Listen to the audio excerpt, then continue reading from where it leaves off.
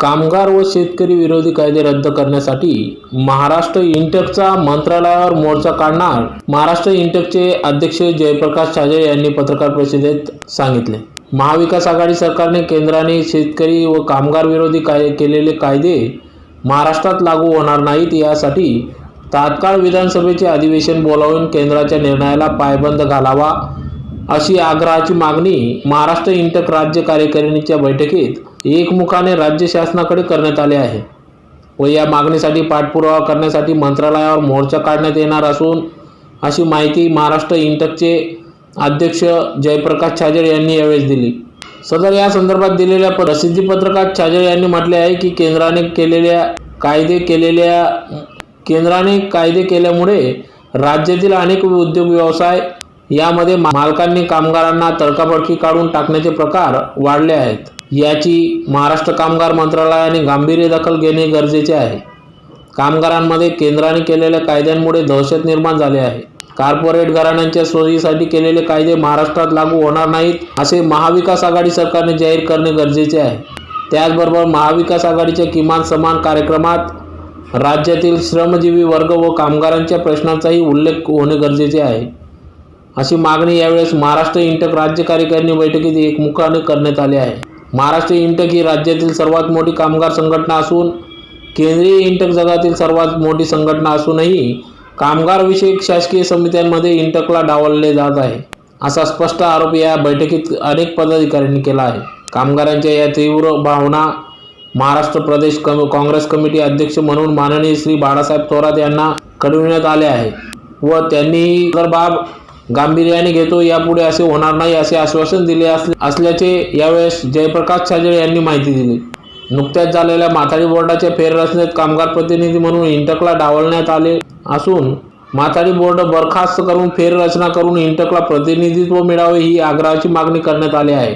इंटक राज्यस्तरीय प्रातिनिधिक संमेलन बोलवण्यात येणार असून त्याकरिता अखिल भारतीय काँग्रेस कमिटी प्रभारी HK पाटील, अखिल भारतीय इंटकचे अध्यक्ष डॉक्टर जी संजीवा रेड्डी, महाराष्ट्र प्रदेश काँग्रेस कमिटी अध्यक्ष बाळासाहेब थोरात, अशोक चव्हाण, नितीन राऊत, अमित देशमुख, पृथ्वीराज चव्हाण, अखिल भारतीय काँग्रेस कमिटी सचिव आशिष दुवा यांना तसेच राज्यातील ज्येष्ठ काँग्रेस नेत्यांनी आमंत्रित करण्यात आले आहे असेही यावेळेस सदर पत्रकार परिषदेत जयप्रकाश छाजेड यांनी नमूद केले। सदर या बैठकीत कार्याध्यक्ष SQ जामा, कैलास कदम, मुकेश तिगोटे, दिवाकर दळवी, दत्तात्रय गुटे, PK सिंग, PK रामन, वैभव पाटील, सुरेश सुरेंशी, उपेंद्र पाटील, संगीता राऊड, राधेश्याम जयस्वाल आदी पदाधिकारी या बैठकीत उपस्थित होते। येत्या काळात मोठ्या स्वरूपाचा इंटक तर्फे मोर्चा काढण्यात येणार असून सदर कायदे रद्द करण्यात यावे अशी मागणी यावेळेस महाराष्ट्र इंटकचे अध्यक्ष जयप्रकाश छाजेड यांनी पत्रकार परिषदेत दिली। यावेळी सदर पत्रकार परिषदेत महाराष्ट्र इंटक राज्य कार्यकारिणीचे इंटकचे अध्यक्ष जयप्रकाश छाजेड, धुळे शहराचे जिल्हाध्यक्ष प्रमोद शिसोदे, सचिव दीपक पाटील आदी सर्व पदाधिकारी यावेळी उपस्थित होते। शेतकऱ्यांचं आंदोलन चालू आहे आणि गेले 6 वर्ष सलग कामगारांचं देशव्यापी आंदोलन चालू आहे। अनेक संप झालेत, कामगारांचे अनेक संप झाले। गेल्या 26 नोव्हेंबरला देखील देशव्यापी मोठा संप झाला, धरण्याचे कार्यक्रम झालं, अनेक कार्यक्रम झाले। या केंद्र सरकारने शेतकऱ्यांचे जे कायदे केलेले आहेत आणि कामगारांचे 29 कायदे रद्द करून त्याच्याऐवजी फक्त 4 कायदे लेबर कोड म्हणून बनवले। यामुळे या देशातला कामगार, या राज्यातला कामगार हा एक जमातच विस्थापित होण्याची शक्यता निर्माण झालेली आहे। कारण परमनंट कामगाराला टेम्पररी करण्याचं कायद्यात तरतूद केली आहे। म्हणजे किती उलट पद्धतीने काम चालू आहे याचं लक्षात घ्या की पूर्वी आम्ही जेव्हा कायदे केले, काँग्रेस सरकारने कायदे केले, तेव्हा टेम्पररी कामगाराला संरक्षण देऊन परमनंट करण्याचा निर्णय घेतला आणि या सरकारने परमनंट कामगाराला टेम्पररी करण्याचा निर्णय घेतला। एक 2-3 मी त्यातल्या भयानक गोष्टी सांगतो की ज्या तुमच्या सर्वांशी निगडीत आहेत। आपल्या कुटुंबात तरुण मुलं असतील, भाऊ असतील, हे असतील, कुठल्याही कामगाराला एक नवीन तरतूद त्यांनी केली, fix time employment, FT. Fix time एम्प्लॉयमेंटमध्ये समजा एखादा इंजिनियर आहे आणि तो BE होऊन बाहेर निघाला, उदाहरण त्याला सांगतो, त्याला पत्र देतील की तुझी नोकरी अमुक तारखेपासून अमुक तारखेपर्यंत 2 वर्षांनी या तारखेपर्यंत तुझी नोकरी आहे. विदाऊट नोटीस नोकरीची तारीख संपली की तो घरी निघून जाईल.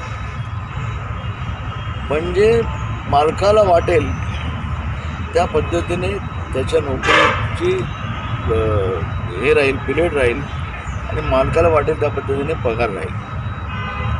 कारण जसं वय वाढत जाईल तसे घरातल्या जबाबदाऱ्या वाढल्या, म्हणजे नोकरी करता तडजोड करायची जेव्हा वेळ येईल तेव्हा मालकाचा फायदा आणि कामगारांच्या आयुष्याचं नुकसान. आणि मग आपल्याही घरामध्ये भाऊ बहीण कुणी ना कुणी असतील ज्यांना नोकरी करायची आहे, त्यांचं भविष्य याच्याशी निगडीत आहे, म्हणून हा विषय तुम्हाला मी आता सांगितला. अप्रेंटिस ॲक्ट जो काँग्रेसच्या काळामध्ये झालेला होता की एखादा मुलगा ITIमधून बाहेर पडला किंवा ग्रॅज्युएट होऊन बाहेर पडला किंवा इंजिनियर होऊन बाहेर पडला तर त्याला 6 महिने अनुभव मिळावा म्हणून अप्रेंटिस ॲक्ट तयार केला होता की त्याच्यामध्ये 6 महिने जास्तीत जास्त वर्षभर राहता येईल त्याला, आणि तिथे त्याचा अनुभव होऊन नंतर त्या कंपनीत तो परमनंट आपोआप होत होता.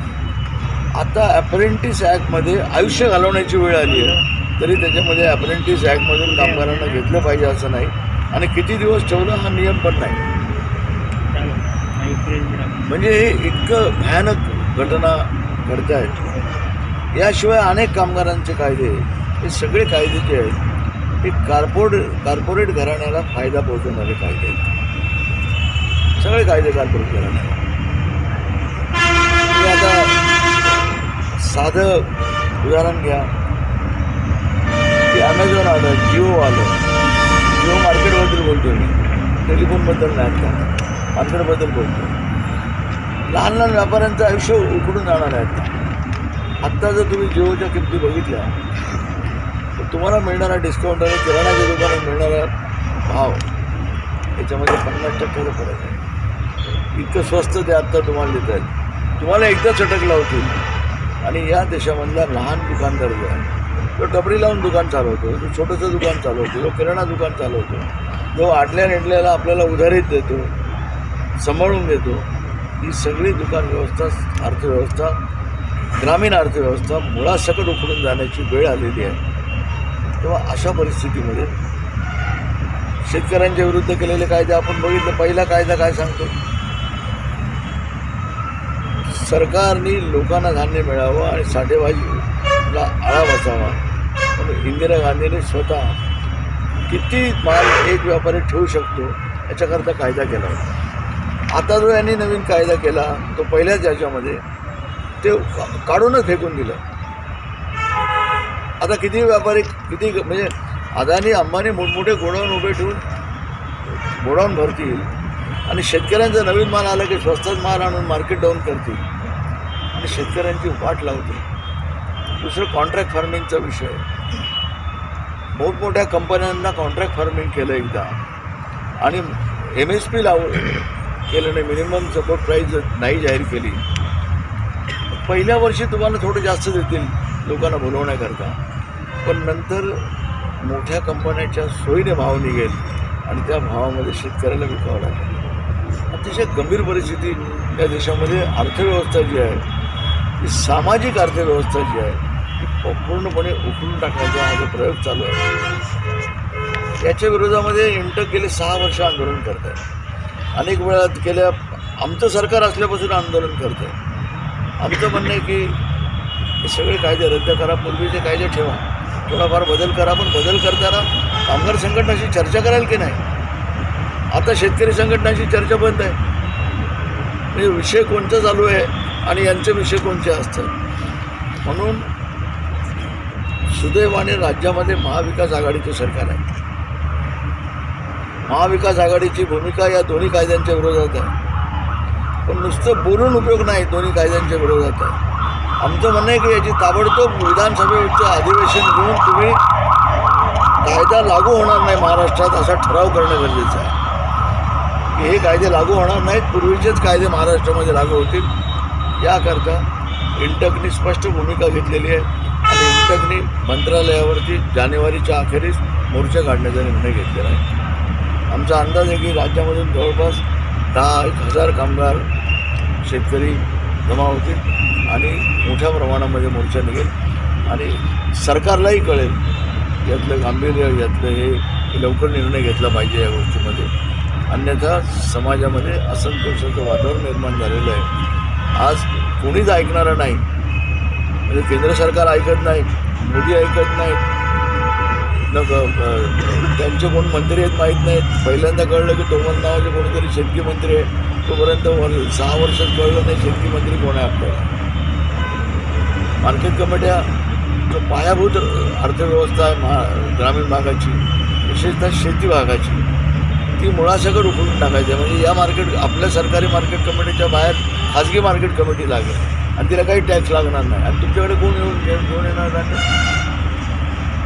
म्हणजे अशा पद्धतीने ग्रामीण याचा पाया उकळून टाकण्याचा हा जो प्रयत्न चाललेला आहे, याच्या विरोधामध्ये इंटकची भूमिका आहे, केंद्रीय इंटकची भूमिका आहे.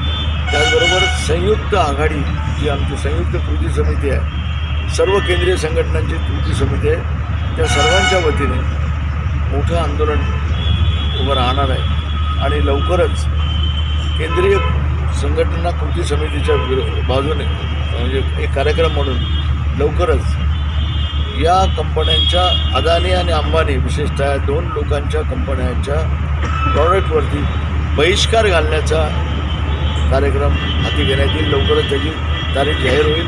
29ला बहुतेक तुम्हाला तारीख त्याची जाहीर होईल की कोणत्या तारखेला आम्ही करणार आहोत. आज केरळमध्ये हजारो लोकांनी जिओची कार्ड जाऊन टाकली. अनेक ठिकाणी सुरू झालं आहे आता हे मोहीम. की किती हे करता येईल. जवळपास वर्षभर ठिकठिकाणी ही मोहीम चालू आहे आणि जवळपास 5-25 लाख जिओची कार्ड ही लोकांनी परत केली किंवा जाळून टाकली आणि दुसऱ्या कंपनीमध्ये गेली. कोरोनामध्ये जी माणसं भीतीपोटी, सगळं जग भीतीमध्ये गुंतलेलं होतं. सगळ्या जगामध्ये भीती होती, प्रत्येकाच्या मनामध्ये भीती होती. कोणालाच माहीत नव्हतं की हा आजार कोणाला होईल, कसा होईल, कधी बरा होईल, त्याला औषध आहे का नाही, काहीच माहीत नव्हतं.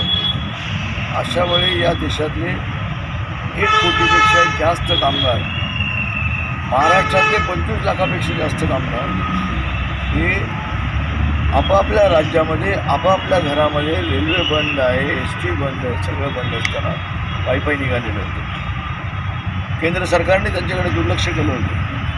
शेवटी राज्य सरकारने त्यांच्या जिल्ह्यापर्यंत STची व्यवस्था केली आणि महाविकास आघाडीने त्यांना त्यांच्या राज्याच्या सीमेवर सोडून दिलं होतं.